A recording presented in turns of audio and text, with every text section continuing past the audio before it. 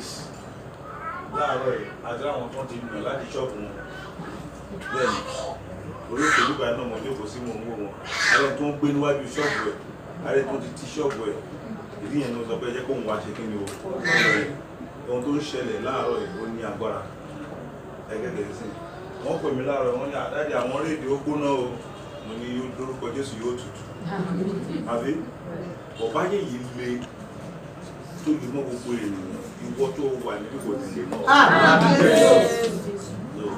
àní pẹ́ rárá bọ̀ mo fẹ́ ká fi ọkàn wa sínú àdúrà yìí ẹgẹ́gẹ́ sí by the grace of God in a short while we will be through and but I want you to know one thing, that you need faith in a time like this. You need faith. Nígbà àkókò báyìí, a nílò kí ni o ìgbàgbọ́. Sọ pé ìgbàgbọ́. Ìgbàgbọ́. Kí ni à ń pè ní ìgbàgbọ́?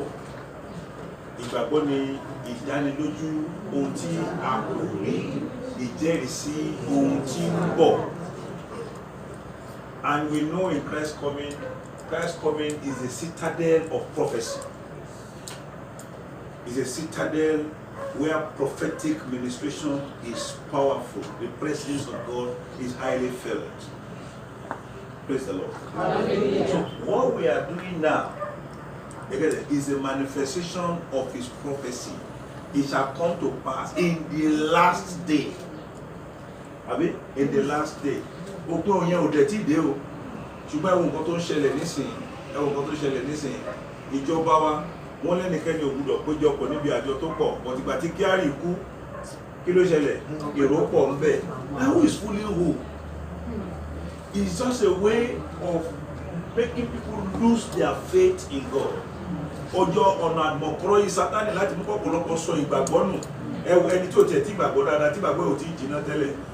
Tuntun ní kò sáyé àtijọ́ sìn kí ló máa ṣe ẹ ti fi fún ẹ ti fi dára sẹ́sẹ̀ ẹ ti fi yẹ fún tó yẹ kí ni o ibi tó bá wù kó lọ but wọn ojú bọ níbi tó ti ń ṣe mọlẹ̀ ń sìn èrò pọ̀ ń bẹ̀ ta ló lè débẹ̀ tí wọ́n lè lọ dà wọ́n rú bẹ̀ tí wọ́n lè lọ fẹ́ gbádùn wọn bẹ̀ Ogun State tí wọ́n ti fi tí ọlọ́pàá kan ti bọ́ṣọ lára eégún ìjọ kejì ló kú àwọn ọlọ́pàá wa ní wọ́n ní káwọn ọlọ́pàá lọ síbẹ̀ kún lọ mú wọn ní àárọ̀ ló kìí ṣe eégún yẹn kọ́ ló pa ọlọ́pàá yẹn ṣe mọ̀ pé ẹ̀rù bà wọ́n nìyẹn abẹ́kọ̀ọ́ táwọn èèyàn bá rí iṣẹ́ àmì àti iṣẹ́ ìyanu bọ̀ kìí ṣe irú iṣẹ́ àmì iṣẹ́ ìyanu yẹn kọ́ là ń sọ iṣẹ́ àmì àti iṣẹ́ ìyanu kan òun láyé rẹ nílò sọ fẹ́fẹ́ nìkan. Iṣẹ́ àmì àti iṣẹ́ ìyanu kan láyé rẹ nílò. Wá gbọ́ báyìí o wá gbọ́ ọ̀rọ̀ àṣeyẹ ni that sign that wonders that your soul your destiny need to bring up a particular glory in your life, it will manifest this morning. The power of His grace. As we know, this is our month of what? Fresh grace, unlimited grace. Hallelujah. Hallelujah. Fresh grace, unlimited grace. You see, we cannot finish talking about the grace of God, even if we use the whole of eternity.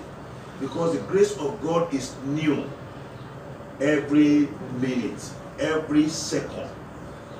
Only that steadfastness of the Lord never ceases, His mercies never come to an end. Listen, anywhere you see the steadfastness of God, you are seeing the grace of God.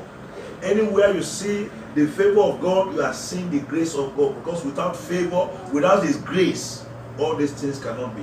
It is by grace that we are alive. It is by grace that we are where we are. It is by grace that you can become anything that you want to become. It is by grace that you can be lifted. It is by grace that you can be exalted. It is by grace that you can be showcased and announced. It is by His grace that you can be celebrated.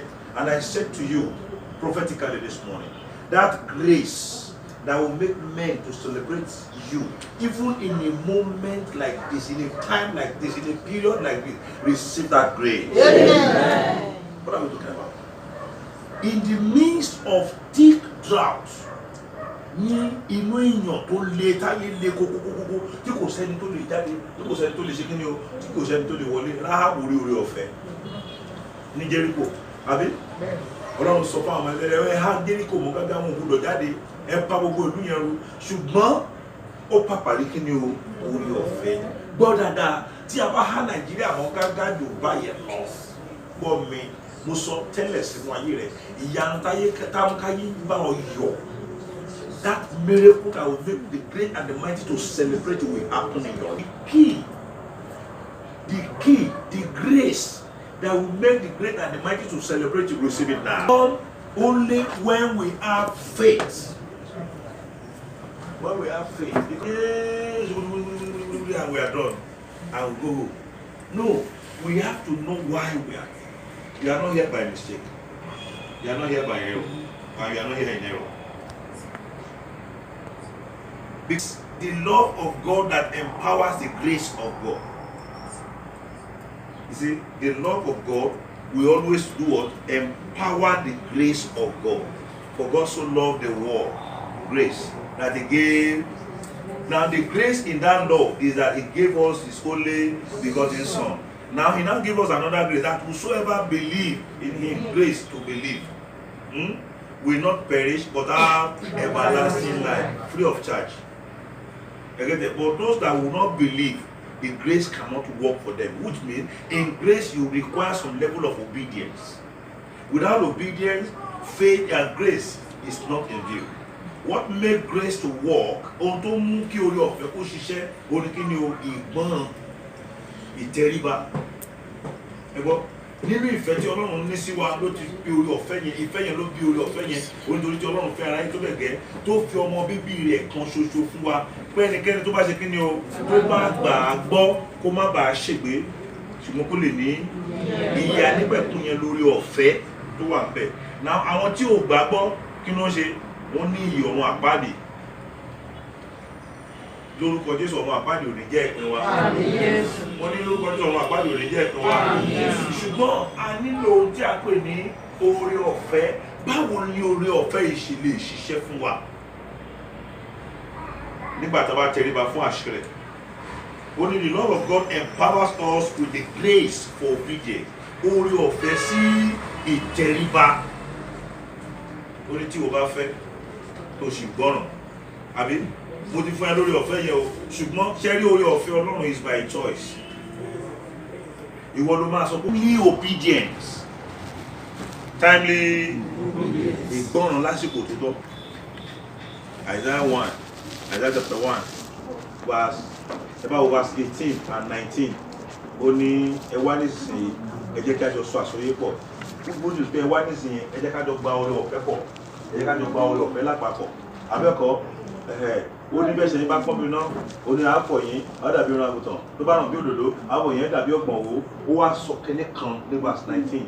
Kí ló sọ níbẹ̀? Ó ní tí ìwọ bá fẹ́, if ye are willing, which means we need some level of obedience, because to be willing is to be obedient. Obedience is what gives back to willingness. If you are not willing, you cannot. If you are not willing, you cannot be what? Obedient. You can. And if you are not obedient, you cannot be willing. Amen. Amen. So what gives back to that obedience that we need is our willingness. And if you are willing and then you are obedient, because it is possible for somebody to be willing and not obedient, and it is possible at the same time for somebody to be obedient and not willing. Màá tẹ̀lé wọn, ṣe kí wọ́n ti ní kí n tẹ̀lé wọn, màá tẹ̀lé wọn. Àmọ́ o, èmi ò ọkàn mi ò tẹ̀lé wọn o, àmọ́ ẹ̀jẹ̀ ní kí n tẹ̀lé ẹ̀ máa ń bí náà lọ. Praise the Lord. Hallelujah. Torí pé kí ni o, ọkàn ẹ̀ ò lọ. Ẹ̀wọ̀n pé mo sọ fún yín pé mo ní wọ́n ń ṣọ́ mi. Gateway to abundance. Ìgbọràn oyin ilẹ̀kùn sí kí ni o ìbùkún. The gateway to abundance. The gateway to breakthrough. The gateway to for signs and wonders is what? Our obedience. But the grace of God is the key that opens abundance. Certainly. The grace of God, the gateway is what? Is obedience. But the key that opens the gate is what? Is grace. Only I am what I am by the grace of God. And if it's we need faith, we need obedience to enjoy the grace of God, the power of what? Of grace. The power of grace is what we are talking about. Can you come back me Romans chapter 9, verse 16. 1 Corinthians chapter 1, verse 26 to 29. Romans chapter 9, verse 16. But of God assured mercy. Kì í ṣe ní ti alágbára, kì í ṣe ní tó ń sá eré. Ẹgbẹ́ tẹ̀ ń sìn, bí kò ṣe kí ni o, ẹni tó rí oore ọ̀fẹ́, tó rí àánú, tó rí oore ọ̀fẹ́. Kẹ́nìkan bá mi kà ní Yorùbá. Yes. Amen. Ẹ jẹ́ ká wo Kọ́ríńtì kìíní, 1 Corinthians chapter 1, verse 26 to 29. Ó fi dààmú alágbára, ohun tí ò lágbára, ó fi àwọn òpè, ó fi dààmú ọlọ́gbọ́n. Gbọ́ dáadáa, gbogbo ẹni tó ń múra rẹ̀ ní alágbára, oore ọ̀fẹ́ kan wà, ẹgẹ́dẹ̀ ń sìn táfàyè rẹ̀ dààmú wọn lórúkọ Jésù lónìí gba oore ọ̀fẹ́ náà. Àwọn ògbà pẹ̀lú gbogbo tó ń ta ẹ̀, pẹ̀lú gbogbo ó ṣe kọjú ìjà sí tó, kó òun ò rọwọ́, òun ò rí mú, gbogbo ọwọ́ òun ò tẹ́ ẹ̀. Kí nìdí ni pé Ọlọ́run ti fún ẹ ní oore ọ̀fẹ́ láti fi ayé rẹ̀ dààmú àwọn tó gbéra wọn ní alágbára, láti fi ayé rẹ̀ dààmú àwọn tó ń wúra wọn bí ọlọ́gbọ́n, torí pé ìwọ ọlọ́gbọ́n. Mo máa ń sọ kinní kan, mo máa ń kọ lórí, mo ní dúró tì mí Olúwa, dúró tì mí Olúwa, ọmọ kékeré èmi tirẹ̀ lágbára, dúró tì mí Olúwa. Mi ò rí ara mi bí ẹni tó mú gbóhùn òpè ní mí, Ọlọ́run ló gbọ́n. Aláìlágbára ní mí, Ọlọ́run ló lágbára. Aláìlóye ní mí, Ọlọ́run ló lóye. Ṣùgbọ́n mo mọ̀ pé mo wà ní ọwọ́ rẹ̀ gẹ́gẹ́ bí ọmọ ọwọ́. Amen. Amen. Ìyá ò lè gbé ọmọ lọ́wọ́ kó jẹ́ kó ọmọ yẹn jábọ́. Àbí? Abíamọ ò ní gbé ọmọ ẹ̀ pọ̀n kó jẹ́ kó jábọ́ lẹ́yìn. Àbí? Ó ti wà lọ́wọ́ Ọlọ́run. Ó wá lórí ọ̀fẹ́ yẹn là ń pè ní, àwọn olóyìnbó ń pè ní immunity. Immunity pé ohunkóhun ò lè ṣe kí ni o kò lè kàn. Orí ọ̀fẹ́ yẹn ló ń sọ fún apẹ́nikẹ́ni tó jókòó níbi kọ̀kọ̀ká ògo yóò máa gbé abẹ́ òjìji orí ọ̀fẹ́, orí ọ̀fẹ́, orí ọ̀fẹ́. Ó lè bí òwe fún Ọlọ́run pé ìwọ ni ààbò àti òde mi. You are my refuge and fortress, my God in whom I trust, in whom I trust. You see, there's no way we talk about the grace of God that we won't talk about faith, we won't talk about obedience. So you need some level of faith, a high level of faith, high level of obedience to ignite the grace, to make the grace work for you. Now, the key to make the grace work for you than any other time in your life, receive the key now. The key, the grace can work. 3, love. Love. Talk about the key of what? Faith, the key of obedience. Now I want to talk about the key of love. The love of God empowers us with the grace to abide in His house. It is by the love of God that we can come and approach the throne of grace boldly, with the love of God, with the love of God.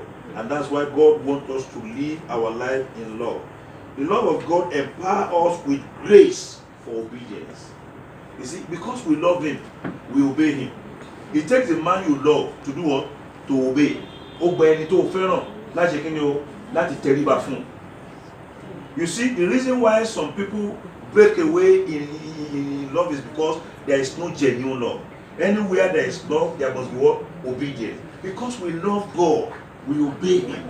Because we love God, Jesus Christ, we give our life to Him, we accept Him as our personal Lord and Savior, then He changes our life from nothing to something. Can somebody say amen? Amen. Hallelujah. Hallelujah. Now, grace for timely obedience. This morning, I release upon you grace for timely obedience. Receive it in the name of Jesus. Grace. I need to know your faith. Fún kí ni o ìgbẹ́kẹ̀lé, fún ìtẹríba tó tọ́ àti ìtẹríba tó yẹ níwájú Ọlọ́run. Lórúkọ Jésù á dára fún wa. Àmín. Mo ní lórúkọ Jésù á dára fún wa. Àmín. Mo ní lórúkọ Jésù á dára fún wa. Àmín. Let me tell you one thing.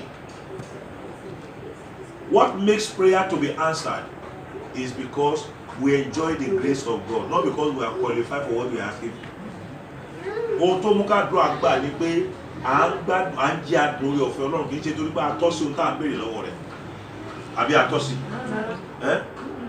àti atọ́sí ni àtọ́sí ó dàbí ọ̀lẹ tó fẹ́ lówó ó gba orí ọ̀fẹ́ Ọlọ́run àbí alágbára ń tiraka kò lówó àbí lè tà sí ọ̀lẹ ṣẹ́tìrì ṣùgbọ́n Olóhùn á fi ohun tí ò lágbára òun á fi dààmú alágbára òun á fi ohun tí ò lọ́gbọ́n òun á fi dààmú ọlọ́gbọ́n àgbà ìyẹn ní orí ọ̀fẹ́ Ọlọ́run níbi tó jókòó sí mo fẹ́ kó wo ohun kan nínú ayé rẹ̀ kí ló tọ́ sí tó dẹ̀ ń béèrè àánú lé lórí tó láwọn ènìyàn ni mo rí bá àtọ́ sí nǹkan ṣùgbọ́n a máa béèrè àánú lórí nǹkan náà kí ni ohun náà tá àtọ́ sí ṣùgbọ́n tá a béèrè àánú nípa rẹ̀ àwọn kan fẹ́ gbọ́ ẹ̀kúlé ṣe é ṣílẹ̀kùn ẹ̀kú. ohun tí a ń sọ ni wípé you see if we want anything at all from God this morning I want to ask for grace